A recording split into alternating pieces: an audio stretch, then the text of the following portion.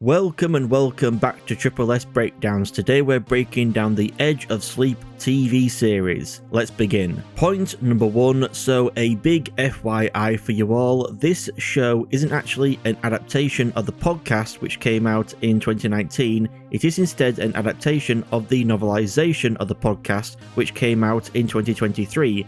And the novelization is different from the podcast in a variety of ways, both major and minor. So throughout this video, while I'll primarily be focusing on how this show compares to the podcast, I'll also point out how it compares to the novelization, which leads me to my next points. Point number 2, the character of Mateo. In the podcast, in terms of how serious he is to how goofy he is, he's a lot more serious than how he is in the show. And even then, when he's being more goofy, it's more so in a patronizing way. Like when he, Dave and Linda are cutting open a dude's head to check his brain later on in the story, and Mateo, after introducing himself, starts saying he's a Capricorn and likes college football, etc. He says it more in a way that he just isn't taking what they're doing seriously at all, rather than him joking around and playing it up for the camera. And in terms of how serious Buck Mateo is compared to how goofy he is, Buck Mateo is a lot more goofy. Buck Mateo has a quirk where he messes up words, movie and TV show names and quotes from movies and TV shows. In the first chapter alone, he says Sphinx instead of Sphinx, says weekdays with Barney instead of weekend at Bernie's, and says my name is Enrique Montego, you sodded my dad, prepare to be killed, instead of hello, my name is Inigo Montoya, you killed my father, prepare to die. This quirk of his continues to pop up throughout the entire book, and the only time I found it funny was when Mateo started singing the Flintstones theme song, but messing up the words and changing them to Jetsons, meet the Jetsons,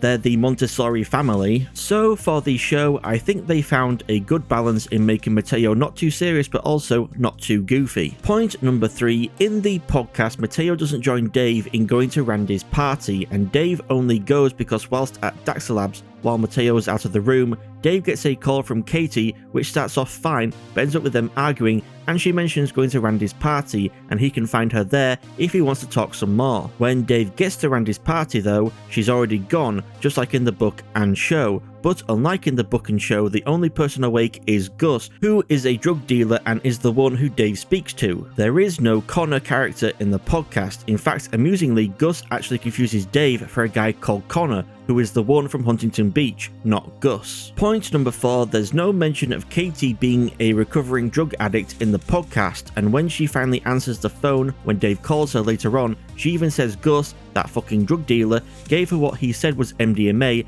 but she thinks might have actually been speed, explaining why she didn't just go straight to sleep after getting home from the party. I think I prefer how she's not a recovering addict in the podcast, because her having taken speed and then coming down from that helps explain more why she crashes so much sooner than Dave, Mateo and Linda. Point number 5, the only person Dave finds dead at Randy's party in the podcast is the host with the most, Randy himself, who's dead on the sofa rather than in his bed. And speaking of Randy's bed in the show, Alicia's dead in bed with him, but in the book, the woman's name is instead Becca. Now, normally I wouldn't point out a name change like that for such a minor character, but considering how consistent the character names are across the podcast, book and show, it makes me wonder why her name was changed specifically. Point number 6, when Dave in the podcast arrives at the hospital with Randy's body in his car, he actually finds the staff all standing outside, some smoking, some crying. Linda, ignoring Dr. Gordon's orders, had made an announcement telling all the staff to evacuate the hospital, because just like Dave at Randy's in the show, podcast Linda believed a gas leak might have been what was causing the deaths, that or a chemical agent. And Dr. Gordon isn't the one who just ups and leaves the hospital during the emergency in the podcast, it's actually Linda. And she doesn't even say she needs to head to the police station to report what's happening. Instead, she just wants to lift from Dave into town because her bus didn't show up. So I actually prefer Linda's characterization in the book and show more here compared to the podcast. Show Linda is more selfless, staying at the hospital during the emergency and putting her job as a nurse first, instead of essentially quitting and wanting to head home like she does in the podcast. Point number 7, the characters of the woman and her dad sat in the waiting room with Dave and Mateo don't exist in the podcast, and in the book it's actually Mateo who realizes both the daughter and father have died. When the father and daughter have fallen asleep, he sneaks over to get his hands on the whiskey bottle to have a drink. He puts it back in the woman's purse, but then realizes something's off, and after snapping in the guy's face, clapping in front of the woman's face, then moving her arm, he and Dave realize they're dead. I prefer how they discover the daughter and father have died in the show, with Dave being warned to wake them up by the modafinil cartoon. Side note, modafinil is based on the real-world drug modafinil and is called modafinil in the podcast. The advert, I'm British, that's what we call them, also reminds me of when modafinil is first mentioned in the podcast by Linda, and then an upbeat audio-type advert plays for modafinil with a jingle and everything. Though the old-timey announcer that says the slogan afterwards, stay awake, stay alert, stay alive, when he says modafinil, it actually sounds more like he says modaffodil. Take modaffodil! Which I find weird. Plus, the voice of the modafinil cartoon character sounds a hell of a lot like the voice of the Moobles from the podcast. Wake them up, Dave. Dave. Oh, Dave. We miss you, Dave. I'll talk more about the Moobles later on in the video. Point number 8, a minor change I don't understand from the podcast to the book to the show is, in the podcast when Dave's mother Tracy is reading an alphabet book with him, when they get to B, it stands for banana, but then in the book the B stands for ball, specifically a baseball. But then for the show the B has gone back to standing for banana. No idea why it was changed to ball for the book and then back to banana for the show, and it's not really even that big of a deal, just a minor thing I noticed that I just don't get why it was changed at all in the first place. Point number 9, in the elephant alphabet nightmare in the podcast, book and show Tracy turns into some form of elephant monster. And when I would listen to the podcast, I just imagined her head turning into that of an elephant. But I much prefer her transformation in the book and show, how she rips open her scalp and pulls away the skin to reveal less of an actual elephant, but more like a mutated and grotesque elephant-human hybrid. I'll also point out that in the podcast, this is actually a nightmare Dave had when he was a kid,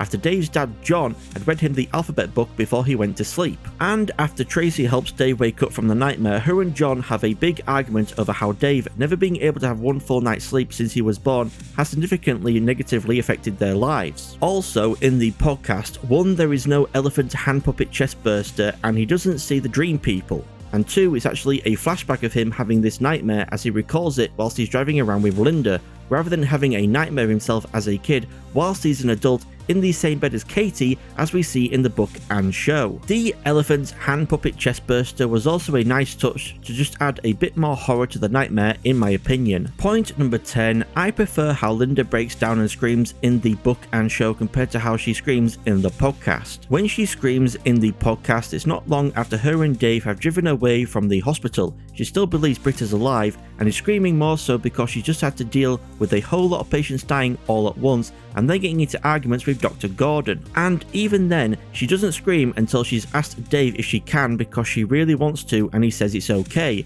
Then she rolls down the window, sticks her head out and lets loose. But I think they did it better in the show with how she's characterized as more professional and selfless than in the podcast. This whole time, despite all the dead patients and Dr. Gordon abandoning them, she's managed to keep her composure. But after finding Britt dead and realizing falling asleep will kill you, her composure, her professionalism, her selflessness finally breaks and she just selfishly vents everything that she's been bottling up all night, screaming her head off without asking for permission. It more effectively shows just how tightly wound, how stressed, how on edge she was compared to podcast Linda, and her exploding like she does I feel is more impactful. Point number 11, just gonna take this moment to say I appreciate how this show has moments of subtle humour to lighten the mood amidst the constant stress and drama of watching our main characters try to figure out what to do and how to stay awake. Like the deadpan way Dave speaks to Mateo in the beginning, how Mateo has a bro fight with Connor, though I would have liked to hear him say the book line, "Let's go you silly ass clown bitch." Dave adding on please when Linda tells Mateo to get the car, and then realizing they haven't told Linda their names, and so on and so on and so on throughout the show. The humour in the podcast mainly comes from someone saying something that someone else finds funny, but it wasn't intended to be funny at all. I'm particularly thinking of when Mateo tells Dave about a friend he had in Iraq who told him he was a guard at a top secret facility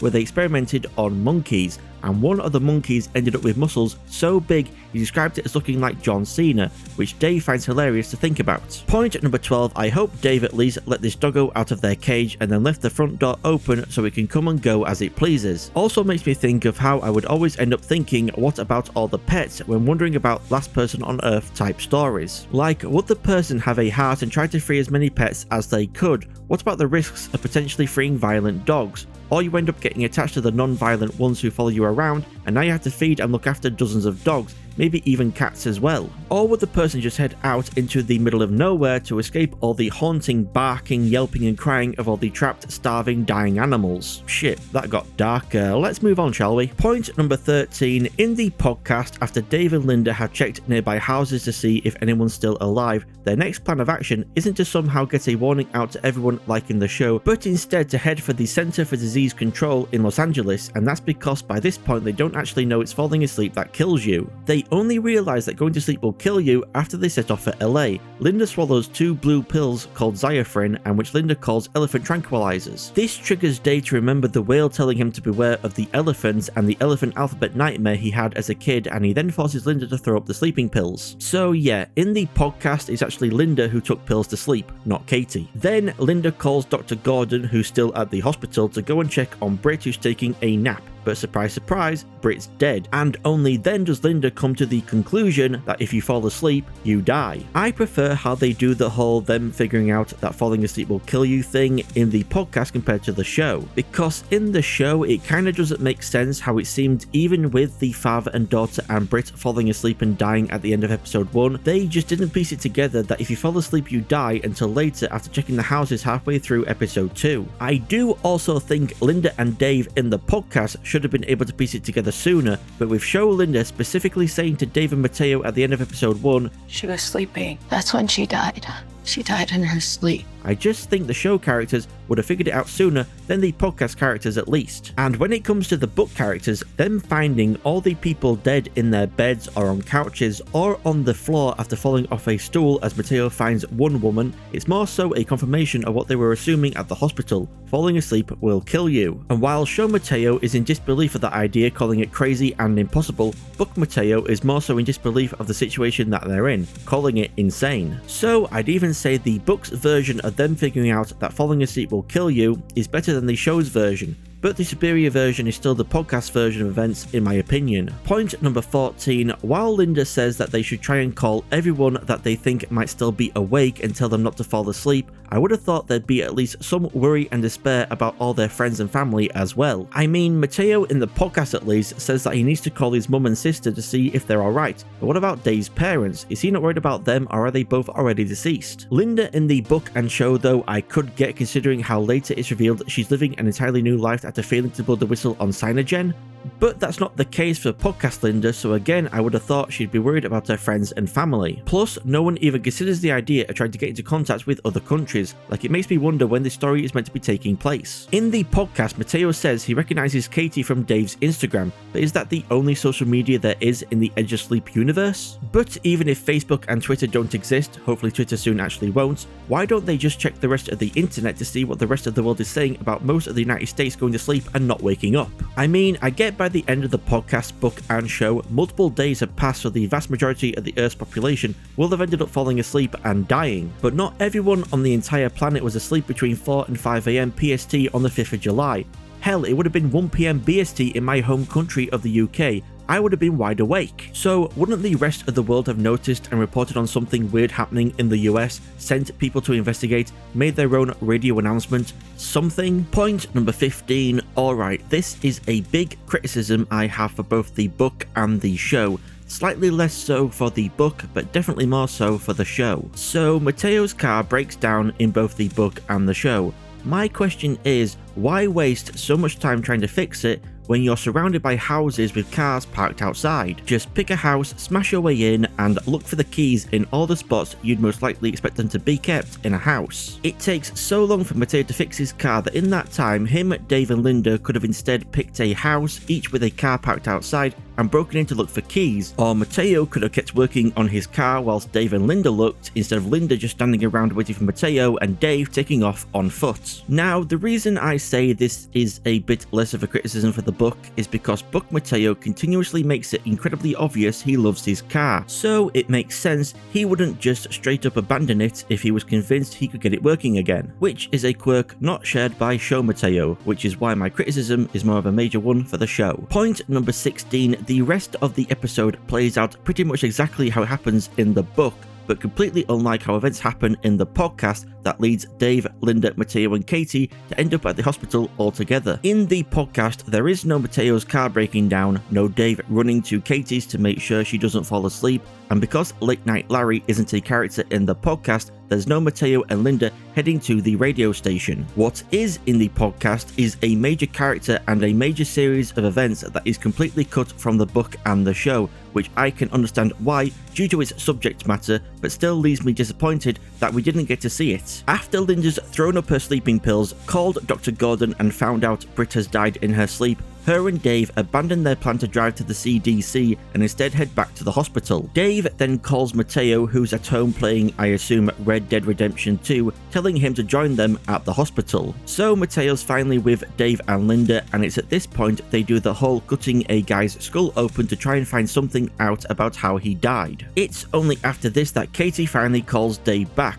not to tell him to stop calling and to give her space, but to explain that she must have accidentally taken speed instead of MDMA at Randy's party and that she's confused as to why the town seems so empty. She then spots a white van with blacked out windows and flags it down. Dave warns her to run, but she gets kidnapped by the van driver. Now, how did Dave know to warn her, you might be asking? Well, whilst Dave and Mateo were last on shift at Dax Labs, a sketchy white van showed up in the car park. Dave and Mateo went to tell them to leave. Mateo got mad at the driver when he lied about being a veteran, and they reported the van after they heard a woman making noises from within, but the driver wouldn't let them see who it was and sped off. And as the van drove off, Dave noticed on the back of the van the words "same shit, different party" and the animals that represent the US political parties, a donkey and an elephant. Back to the present, after kidnapping Katie, the driver heads for the hospital. He asked her where she was heading before Dave warned her to run, so that's why he knows to go there, and using an AK-47 he acquired from a gun store, the driver attacks Dave, Linda and Mateo. Linda and Mateo escape to safety, but Dave ends up with a gunshot wound and is captured by the driver, also known as the Trespasser, as we never learn his real name. What happens between the Trespasser and Dave in the hospital I'll get more into later on in the video. Anyways, Linda and Mateo, having escaped the hospital, go to the Trespasser's van, break in and save Katie. Unfortunately though, they're too late to save Maddie, the kidnapped woman Dave and Mateo heard making noises in the back of the van when the Trespasser showed up at Daxter Labs,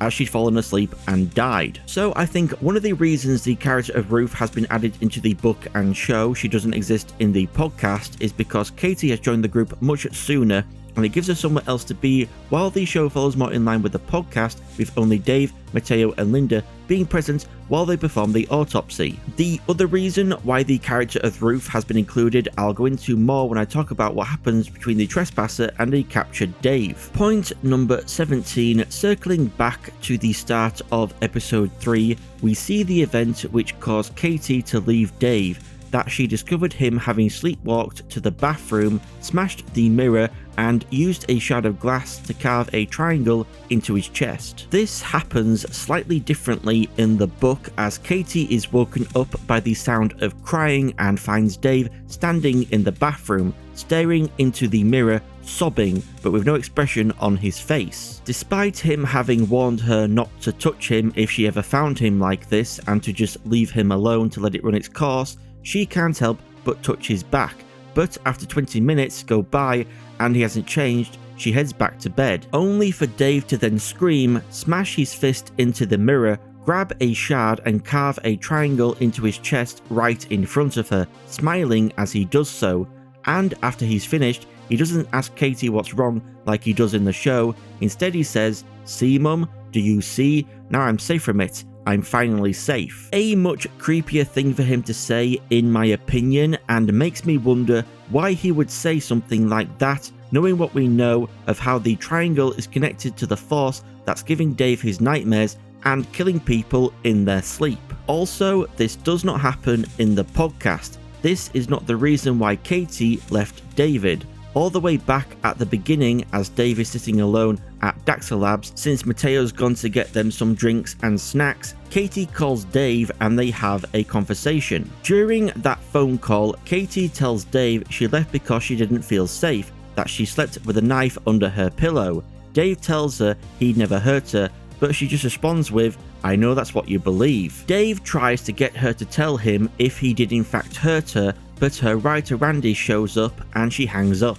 At Randy's, Gus says Dave's got some balls showing up because Randy had talked with some messed up girl with her arm in a sling, and after that kept saying that if Dave showed up, he was going to beat the shit out of him. And then when they finally reunite at the hospital, Dave notices the cast on her arm, and when he asks her about it, she says it's just a minor fracture and some torn ligaments. But she doesn't really blame him for hurting her because he can't control what he does in his sleep. I prefer how the cause of the breakup was done in the book and show compared to the podcast because it adds an extra layer to the mystery around the whole dying in your sleep thing and makes you wonder just how much Dave is connected to it all. Point number 18, and speaking of something that isn't in the podcast at all, the character of Dr. Castaneda and his dream chamber. The only doctor in the podcast, Dave's parents. Yes, Dave's father is actually a character in the podcast, I'll talk about him more in a moment, is a Dr. Weiss. Dave's dad, John, ends up getting quite angry with Dr. Weiss when he starts asking questions like when John and Tracy are having marital frustrations, are these frustrations taken out on Dave? And he explains the reason he's asking these sorts of questions is because he believes Dave is suffering from PTSD, which, when it shows up in children, is usually caused by physical or sexual abuse. Later, Weiss calls Tracy and asks if she's open to treating Dave with untraditional therapies. Tracy then explains to John that what Weiss is suggesting is called sensory processing therapy and will involve her and Dave living somewhere isolated, just her and Dave, for 18 months with no visitors allowed in the first 6 months. John is understandably not on board at first, not wanting to be away from his son for so long, not wanting his son to be away from his friends, not trusting something that isn't FDA approved with no research or data to back it up. But Tracy eventually convinces him to go through with it by pointing out that if Dave continues to keep having these nightmares every single night, he's going to grow up not to be the next Einstein or Bill Gates, but potentially a murderer. And it's a good thing she did manage to convince him because the experiment works. Dave stops having nightmares so long as he avoids any violent media, and he starts living a pretty normal life, going to high school, having friends, going to parties, and being obsessed with girls. One such girl being Jane, who even invites him over to her house, but then she suggests they watch a horror movie called The Moobles. Once again, I'll go more into depth about the Moobles later on in the video. I prefer how they handle treating Dave's condition when he's a child in the podcast because it shows how much love Dave's parents have for their son and the lengths they go just to give Dave a chance at living a normal life, and it actually does work.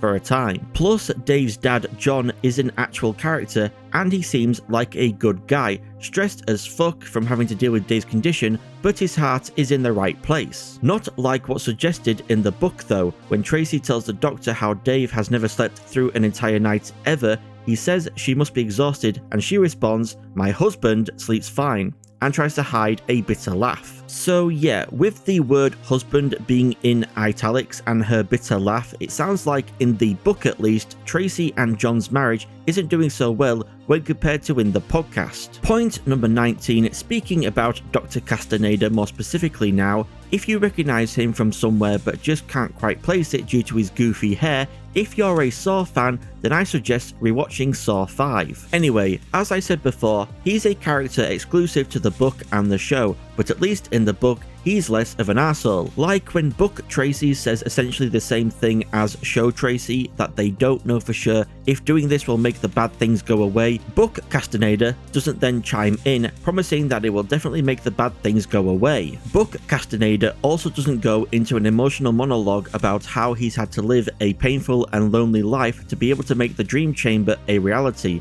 which means there's also no hints of Castaneda having some sort of connection to the dream people or the whales like there is in the show. By that I mean when Castaneda is talking about how a lot of relationships that came into his life no longer exist, we get a shot of a dream person and also a dead whale amongst gravestones. So what? Was Castaneda once a dream person but gave it up, or like Dave was meant to join the dream people but turned away from that role?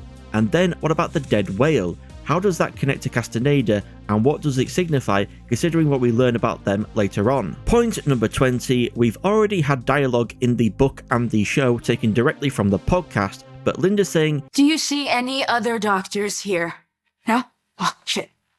guess it leaves us. is actually a line directly from the podcast, but that was rewritten for the book. And it sounds to me like Linda actress Eve Harlow listened to the podcast before filming, heard how Linda voice actress Cara Santana said the line, and then tried not to say it in the exact same way. See any doctors around? No? Okay, well shit. I guess that leaves us. Point number 21, I love how Dave says right in front of Katie that he kinda likes Linda. Like, consider how your sort of girlfriend might interpret that, dude. At least in the podcast, we only find out he likes Linda in his internal monologue, after she suggested to him that he should consider dating and marrying a nurse because they deal with such heavy shit every day that they don't stress about the small stuff in a relationship. Point number 22, I find it funny Mateo records the autopsy in portrait in the show when Dave says to him in the book, "Landscape, you moron." And I also find it funny none of the guys in the show are wearing a mask as they do the autopsy, yet Mateo in the book says, "I'm glad we're masked." Point number 23, Dwayne Bradley is all over the place when you compare his podcast, book and show incarnations. Dwayne in the podcast is 16 years old and was checked in for third-degree burns. In the book, he's 53 and was checked in for a fractured rib, and in the show, he's 37 with a fractured rib. So literally the only constant between the three is his name. And I also get aging him up for the show because having Linda cut open the skull of a 16-year-old would be a bit much. Point number 24, there's no mention of Linda working for Cyanogen before she became a nurse in the podcast, but she does still say she knows it's not the government that's causing people to die in their sleep because they only mess around with things like smallpox, influenza, and SARS. Maybe Linda was made part of a shady organization in the book and show to add weight behind her saying the dying in your sleep stuff isn't the government's doing, and possibly to create an air of mystery around Linda, at least in the book, because she says after she tried to blow the whistle she actually had to change her name. Makes me wonder what her real name actually is then. Point number 25, since in the podcast Dave never carved a triangle into his chest in his sleep, he doesn't have any more of a reaction to seeing a triangle burned into Dwayne's brain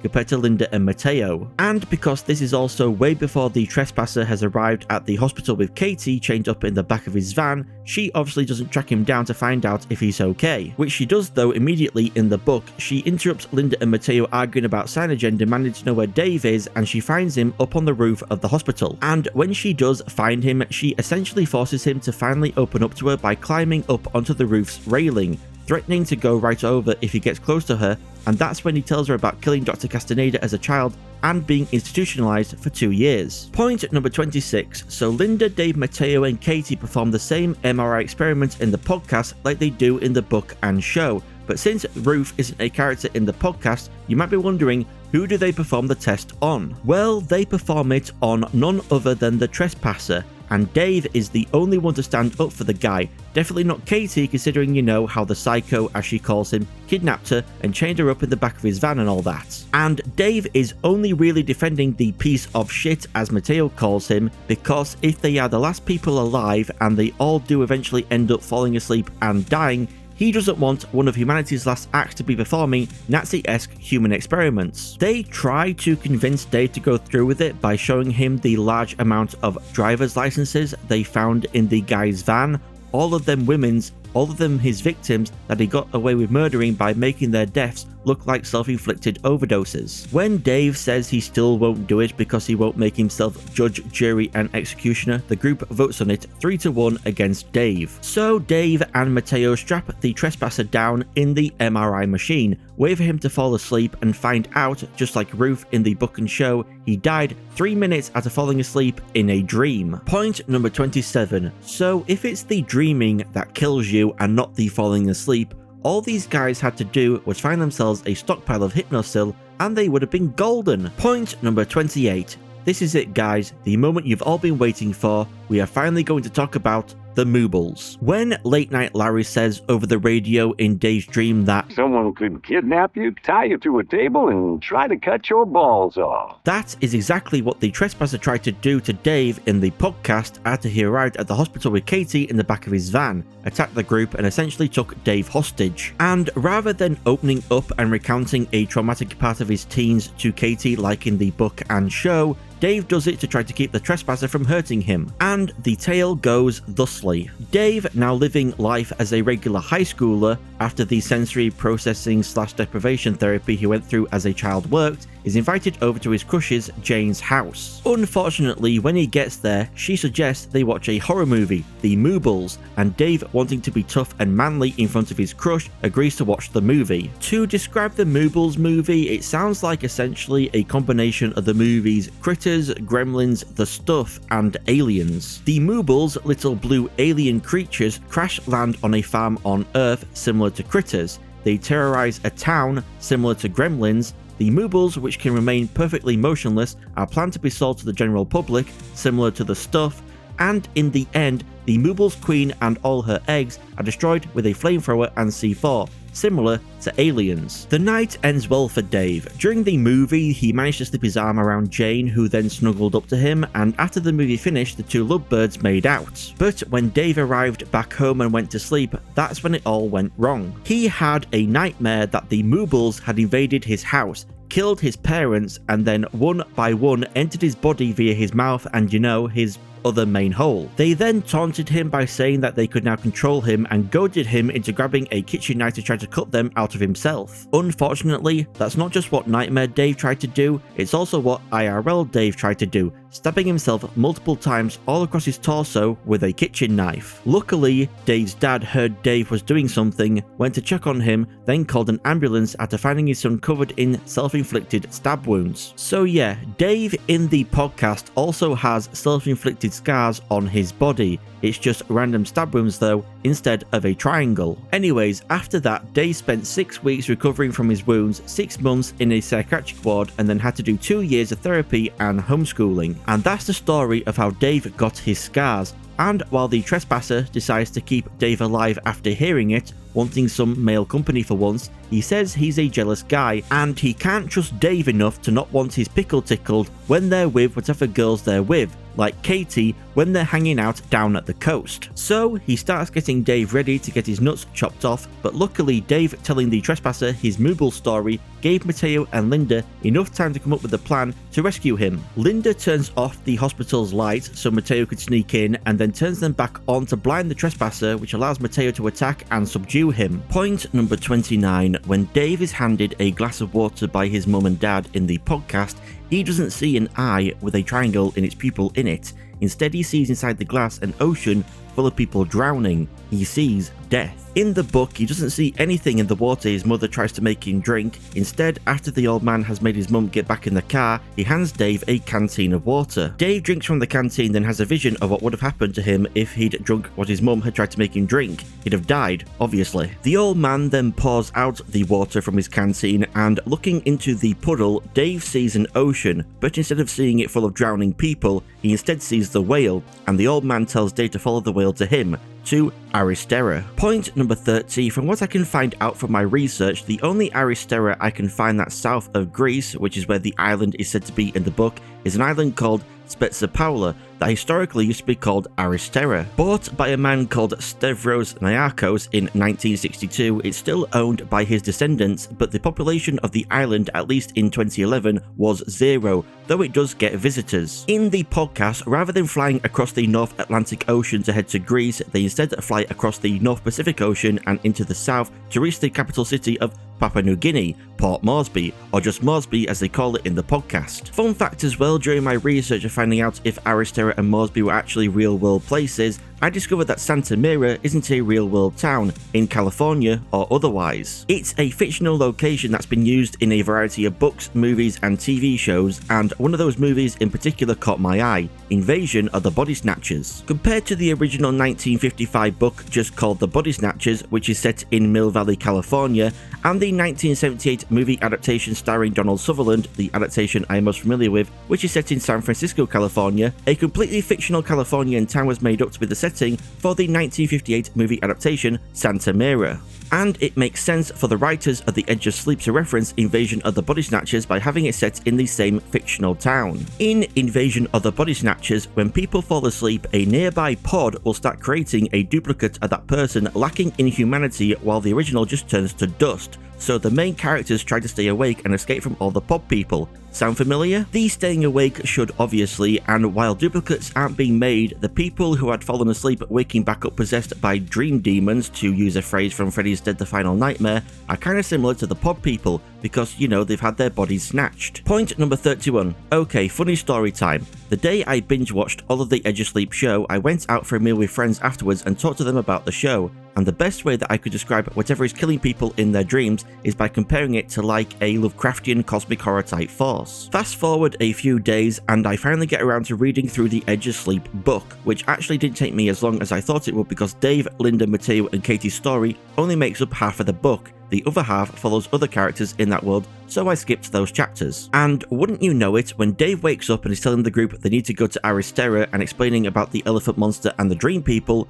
Book Linda literally says it's like Lovecraft, and says how she had an uncle who was into cosmic horror. No lie, I literally laughed out loud when I read that, thinking about my conversation with my friends and how I described it the exact same way. Point number 32. So while Katie falls asleep and dies around this point in both the podcast and the book and show, in the podcast it happens quite differently. I'm gonna have to be a little vague in some parts of my recounting of why she dies in the podcast because I want to cover parts of it more in depth in a later point in this video, but I'll do my best to not sound confusing. Podcast Katie falls asleep and dies before even getting on the plane. She realizes she isn't going to be able to stay awake the entire flight, and that if she fell asleep on the plane, she'd be a danger to the rest of the group. So when Dave isn't paying attention to her for a moment, she locks herself in the van they use to get to the airport, and Dave tries to break his way in, but can't. She rolls the window down a little to reassure him that it isn't his fault and he should just get on the plane. Then she laid back, fell asleep, and died. R.I.P. Katie. So Katie's body never being on the plane and reaching the island means in the podcast there's no description of her dream demon possessed body walking out of the ocean with triangles in her eyes. Point number 33. Now let's talk about one of the most major and important changes made for the book and show compared to the podcast. In the podcast, when the plane crashes into the ocean, Mateo fucking dies. No joke, Linda and Dave make it out of the plane and onto the island, but there's no sign of Mateo at all. And it just makes me wonder, a second season of the podcast has been written but yet to be made. How different is it going to be compared to if the book got a sequel or the show got a second season, since it won't have Mateo alive? And continuing on from my previous point, no Katie walking out of the ocean with triangles in her eyes. Would they retcon it so that Mateo did actually survive, but Dave and Linda just didn't realize he had? Or will he be the one to come walking out of the ocean with triangles in his eyes, and play the role a dream demon possessed Katie would in a book sequel or second season of the show? We'll just have to wait and see. Point number 34. Just like in the show, in the book the group suffers a joint hallucination of being at Katie's funeral, but in the book it's revealed what form the dream demons take for Linda and Mateo. For Mateo, his demon takes the form of a heavily injured boy, missing limbs and half his head, a victim of a bomb Mateo remotely dropped on a house believed to be empty. And for Linda, she sees Ruth, accusing Linda of taking advantage of her and convincing her to die so that Linda could benefit from her death. This makes me wonder what Katie's demon would have been, and I think she might have either seen herself back when she was an addict, or maybe Dave when she found him having carved the triangle into his chest, because seeing that almost made her relapse. What do you guys think Katie's demon might have been? Let me know your ideas in the comments. Point number 35. Speaking of major changes from the podcast to the book and the show, who the old man is that Dave keeps dreaming about and what the whales actually are has been drastically altered. While the old man Safet in the book and show is part of an order of people who arrived on Aristera and then met the whales, the old man in the podcast, Robbie, comes from a tribe of people that lives in the jungle of Papua New Guinea called the Morandi. The Morandi had developed the ability to control their dreams and become dream warriors, and it is in fact they who are the whales, and Robbie is the whale that Dave kept seeing and speaking with. Throughout the podcast we switch from following Dave to seeing what Robbie is doing, dreaming of a beast with many faces that howled like a monkey, hissed like a snake and laughed like a woman chasing him, knowing that he could not outrun it but would have to fight it, encountering a newborn lamb being eaten by crabs, an ill omen of creatures from two worlds that should never have met, dreaming of himself as a whale descending a deep trench and visiting the god of dreams Tulandian, a giant made of coral, guarding the door between their world and what lies beyond, warning Robbie that what is pounding on the other side of the door will eventually break through, so Robbie must return to his ancestral ancestral home and call to whoever can hear him in their dreams to join him in the jungle. And of course, aiding Dave in facing the elephant monsters in his dreams, just like in the show and book. When Dave and Linda are found by Robbie and his son Felix after the plane crash, Dave falls asleep in their over hour-long drive they must take to reach the Morandi. In the nightmare, Dave is trapped in a dark pit for what felt like a week, unable to escape either by getting out of the pit or ending his own life. He eventually forgets everything, even his own name. But then, out of nowhere, a door appears and Katie steps through. Trying to gain his trust by helping him remember who she and he is, she then tries to convince him to walk through the doorway. The doorway obviously being the one Talandian was guarding at the bottom of the trench. But remembering the whales, Robbie's warning of beware of the elephants, he realizes it isn't the real Katie. The pit begins to fill with water, but then he finds himself standing at the bottom of the ocean looking up at a dozen whales, a dozen Morandi dream warriors, swimming above him who help him reach the surface and wake up. Again, just like with Mateo dying and Katie not being on the island, it makes me wonder just how different the next installments of the podcast will be compared to the book and the show, since the whales aren't a cosmic force similar to the dream demons, but instead just people who can control their dreams and use that power to fight against the dream demons. Point number 36. Another curious thing that was left out of the book and show is that whilst Dave was having his nightmare of being trapped in the pit, Linda checked his vital signs and discovered that at some point the stab wound scars he had on his chest had mysteriously disappeared. No idea how that works or what it could possibly mean for the podcast story, but it makes me wonder if book and show Dave will at some point discover his triangle-shaped scar has mysteriously disappeared as well. Point number 37. While there is no epilogue of all the people who had fallen asleep waking back up with red triangles for pupils in the podcast, there is a point where those who had fallen asleep do, quote, come back to life, unquote, and it happens when the group has decided to go along with Dave's plan to fly to Moresby. Whilst packing supplies, they notice a bunch of people standing out in the hospital's car park. And inside the hospital they come across a naked old woman who stabbed herself a bunch of times all over her body. She somehow knows Dave's name and screams that she wants to reopen his scars and let the Moobles back in. She doesn't get the chance to try though, as Linda shoots her, as well as shooting other dream demon possessed people out in the car park as they try to stop the group from getting away in their van. It turns out as well that all these people could somehow see the group and did all of this whilst having their eyes closed. They were sleepwalking. I also find it funny that when Dave says he thinks they were sleepwalking, Mateo says, "Oh really? When you sleepwalk, do you jump on a car and try to smash the windshield with your fucking fist? I didn't know that sleepwalking had the same effects as PCP!" Considering he's asking Dave this, Dave, you know, the guy who sleepwalked and stabbed himself a bunch of times, I think his answer would be, pretty much. This is also the reason why Podcast Katie, realizing she wasn't going to be able to stay awake for the whole flight, locked herself in the van so that she couldn't be stopped from falling asleep, because she was worried that she would become dream demon possessed and start sleepwalking as well, and she didn't want that to happen as they were mid-flight. And when she did start sleepwalking, she got out of the van and started taunting Dave, saying that Katie, along with his parents, were with them, the dream demons, now. Linda doesn't shoot Katie despite cocking her gun, and her and Dave join Mateo on the plane and they fly off, leaving Katie sleepwalking on the Santa Mira Airport runway. I actually prefer how Katie goes out in the podcast, a selfless act of sacrifice to make sure she didn't put Dave, Linda and Mateo in any danger on the flight if she did actually start sleepwalking. But I get why the reveal of all the people who had fallen asleep waking back up possessed by dream demons was used by the book and the show, because goddamn if it ain't a good cliffhanger. To round all this off, my most disliked part of the show goes to the exclusion of the Trespasser and the Mooble storyline. I can get why the Trespasser would be removed, because including his character would mean the show having to deal with some pretty intense subject matters, and they might not have been able to include the Moobles without them looking cheap or goofy, but still it would have been neat to see if they had been able to somehow pull it off. And my most liked part of the episode goes to two things. The first is having Mateo actually survive the plane crash and make it to the island. He's a great character in the podcast and the show, less so in the book with his stupid quirks. And while it's a shame there won't be more of him in the podcast unless they retcon his death or have him return as a sleepwalker, it's also that we get to see more of him in the show if it gets a season 2. And if the book gets a sequel, hopefully they make him less annoying and more badass again. And the second, because I don't want my most liked part of the show to just be how the show is better than the podcast, is how great the effects are. The whale didn't look cheesy, the adverts and animations were well done, and the elephant monster prosthetics were really well done. Super creepy and gross. Thank you all for watching Triple S Breakdowns. If you enjoyed the video, don't forget to like, sub, share and comment. I also have a variety channel where I post a variety of different videos. If any of them interest you, feel free to check them out. I've been Triple S, you've all been amazing, and I shall see you all in the next video.